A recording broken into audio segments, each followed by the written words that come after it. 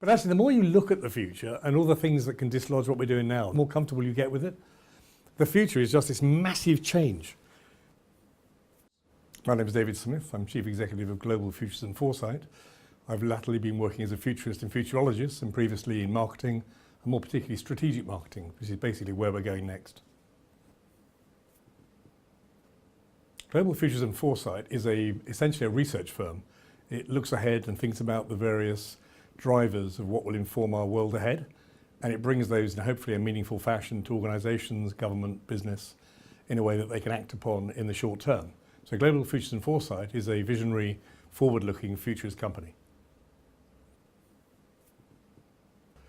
I started GFF for a very simple reason, that when I was head of strategy for Unisys Financial Services Division, it was quite clear that we weren't moving fast enough to compete in the market. So having left behind the usual analysts community that I knew the clients and other competitors were using, we looked forward to and found futurists. We found futurologists, we found people who are barking mad, we found people who are incredibly relevant to the world ahead, and we massed those together over a few years and started to produce Foresight from what they had to offer. So what I did was form a private company in 2006 and take that forward and make available to many different firms. We've worked for a range of brands, including Lloyd's Insurance in London, many of the retail banks, I would include RBS in that of course, and all of their plethora of sub-brands. We've included Goodyear, we work a lot for them, and various people in the motor industry. We've worked with folk in the academic world, so those that are looking to change the way that they present information to their students. So a great many brands of all manner. Foresight's impact strategy literally all the time. The one thing strategy lives off is what does the future look like and what is the environment in which we will be projecting our products or services. So we need to understand what the drivers are of what that landscape will look like. And in many ways, our vision should be an encapsulation of where we're heading, but it should be informed by the foresight we've gathered. So if that foresight changes in any shape or form, which it always does, then we adapt our vision. So vision is something that's often very long worked at and handcrafted, and we want to breathe a sigh of relief and leave it there, but actually it should be informed by a clear set of drivers that are the foresight that we've gathered from various sources. And it's our belief. The bottom line is it's our belief of the drivers and their importance versus, if you like, our competitors. And that's what often will drive success. Planning in any organisation is fundamental and important, but foresight tells us what we're planning for.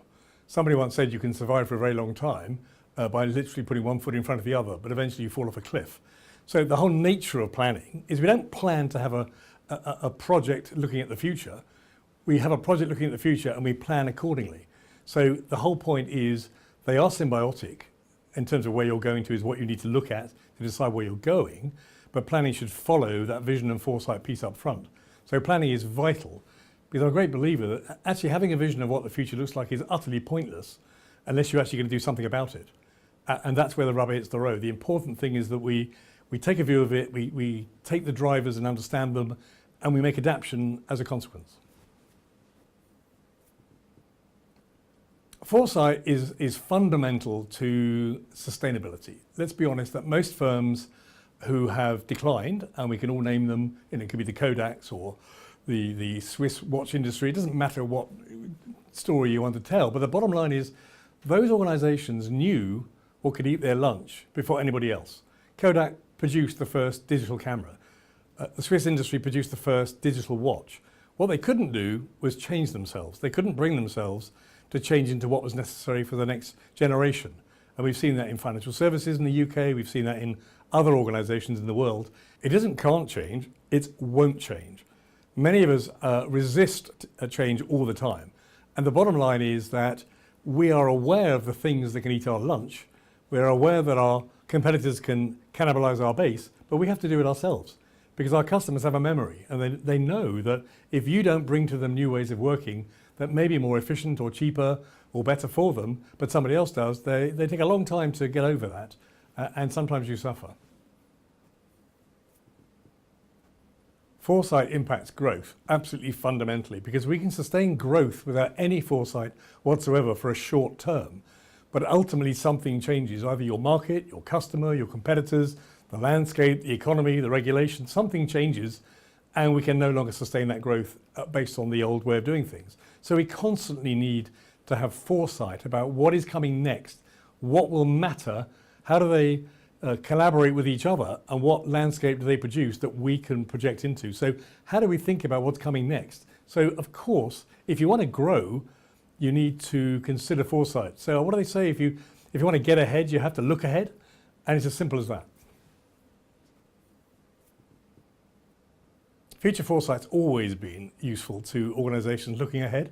We have the day-to-day pragmatic issues we have to resolve. We have to have good customer satisfaction, good experience, efficient processes, performance, happy customers, satisfied staff. There's a great many things we have to do in the now, but that doesn't buy you a future. The thing that buys you a future is wisdom, insight, vision, entrepreneurism. It's something in the future. There's no evidence of it. It doesn't exist. So what really inspires people to produce new answers to problems are the ones that are coming, not the ones that are here today. That's great for today's money, but it isn't going to take you into the sunlit uplands of success in the future. We have to keep renewing our vision of the future. And there isn't one vision. There's multiple visions, and we need to keep looking to see which one blossoms into something we can approach and address and bring some commercial value to. Marketers bring insight to customers all the time. And the consequence of that is that they begin to value what you bring. So the bottom line is, if we just tell them about our products and services, which is fantastic, then that's what they will see us for. But if we understand more about their business, their industry, the marketplace, the environment, what's coming, we can become a useful resource to them. And they will turn to us perhaps rather than somebody else for insight. That helps inform RFPs and pre-proposal stages, builds a more sustainable, longer lasting relationship. And ultimately they may begin to move you into that place of trusted advisor. And normally that means we pointed them to other solutions to issues they've raised rather than saying we can address all of the issues you've got. So a value-based relationship to me is one where we are bringing more than the sum of our products and services. We're bringing our wisdom, our thinking, our ideas, and ultimately our vision for them. Technology in 2018 is stunning because over the last few years we've seen a build-up of the number of new, evolving, maturing technologies that are going to transform our life. Of course, artificial intelligence in all its forms, in natural language processing, it could be in machine-based information that we're going to use. So it's not just the ability to use equipment and systems to automate our lives. That makes us more productive in many ways and sometimes replaces what we do and leaves us able to do more interesting things, hopefully. It's also the amount of data they produce. We're talking about 1.7 megabyte per person per second within 3 years. So knowing what to do with that early on can be the difference between success and failure of most organizations. So it's not about data and it being big, it's ginormous. It's not about automating existing processes. It's finding new ways of addressing issues that people face. So it's not about doing things the way we've always done them. It's about doing different things altogether. We've used all forms of existing technology for a long time. Photonics is the next stage, and it's the next stage before quantum. Quantum means that all of the security we put in place is, broadly speaking, out of date. So we need to rethink how we approach security. So I would say it's the speed of computing power, it's the amount of data we're producing, it's the ability to automate and bring value from that data that's going to allow us to transform our organizations, our lifestyles, our preferences. And of course that includes methods like autonomous vehicles and drones, which we like to call them. It'll include mixed reality, augmented or virtual, and we'll increasingly use those. We'll change how we educate, we'll change where we collaborate with each other. All of those things are happening right now. So it's not a question of inventing a future that isn't based on reality or based on Star Trek. It's about a different way of looking at how we live based on the current technologies that we already see maturing. Marketing innovation is, number one, it's happened in the B2C market for many, many years. In the B2B market, it's relatively new. We've traditionally had reports and studies and proposals and presentations and conferences and exhibitions and networking events have been the sort of be all and end all of our communication with our markets and customers. What's really interesting now is a lot of those B2C technologies and approaches and methods are invading the business world.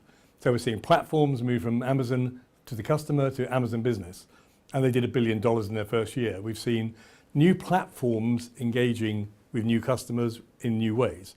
In marketing, we're going to use a lot of those customer-based approaches, seeking individuals, approaching individual scenarios with a marketing campaign and individual companies as opposed to mass market. So Drucker always said market of one is the goal we're aiming for, and we finally arrived. So thinking about campaigns, I mean, years ago we had campaigns where we put hoardings, we had adverts outside the head office of a company that was only to do with them. And we had a proposal going in right now. And we're going to do that digital and automation, and we can very specifically target how we communicate with potential customers in the future. Quite exciting. I've always been passionate about the future. I've always been energized about what is yet to come.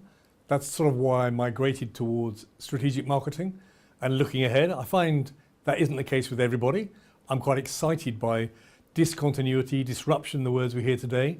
I'm not about improving processes for today for Kaizen improvement. I can see massive change ahead where we make our living in very different ways.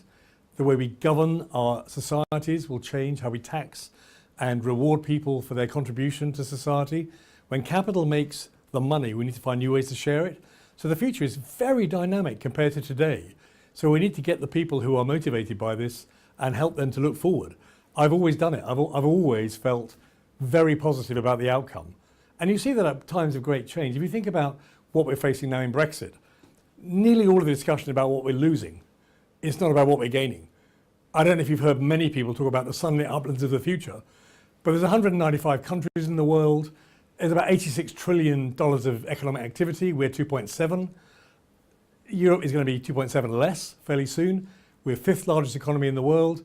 We have a fantastic opportunity, but we need to look ahead. What we're very bad at traditionally is looking at change. We focus on what we lose, not what we gain. And it's what we gain that excites me.